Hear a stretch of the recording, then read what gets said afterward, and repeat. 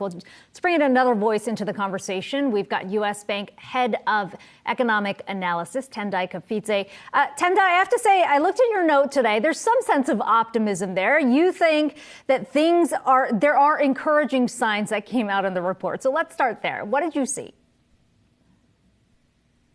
I mean, the report overall was a disappointment, right? But, some of the things that we've been waiting to see are starting to happen. Essentially, we've likely seen the peak of, at least definitely core inflation. And part of that is because of the base effects from last year, where, in April, May, and June, we had really hot month-over-month prints.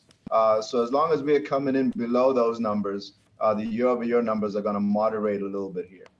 Hey, Tendayi, it's Cheung here. Great to speak with you. What did you see in this report that maybe is a green shoot? Because we've been hearing the talking point that, okay, well, maybe some of those oil prices are starting to lift off of the inflation burden. We did see that in this report. Headline numbers certainly ticked down. But look, either way you cut it or slice it, these are high levels that we're seeing.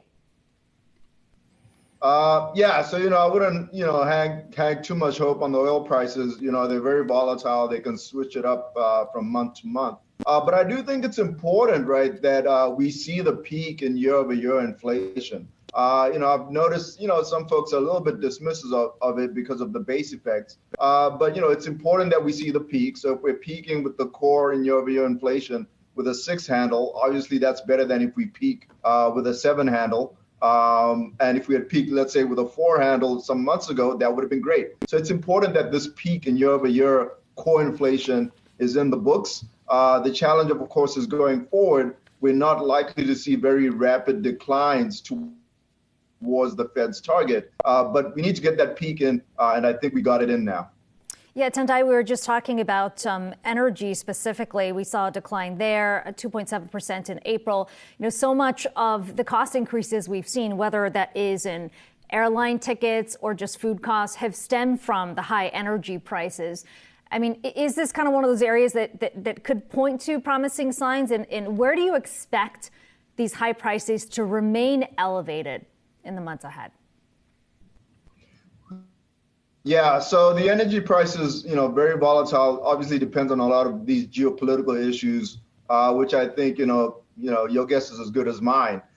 So when we are looking at inflation, what we're really trying to watch is what's happening with the core prices. And importantly now, what's happening with services prices. I think one of the most concerning items is that if we look at core services, which excludes energy, those rose sequentially month over month at the fastest pace since 1990. And that importantly includes rents. And so we're watching rent inflation, we're watching the core services inflation, and that's really going to give us the path of inflation going forward. I guess the good news is that, goods inflation is likely going to be declining here. Despite this month's jump in auto prices because of some methodological changes.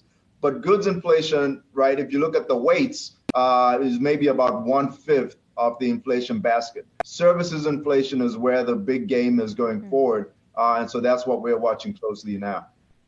Tendayi, it's always good to get your perspective. Tendayi Kapfidze, U.S. Bank Head of Economic Analysis.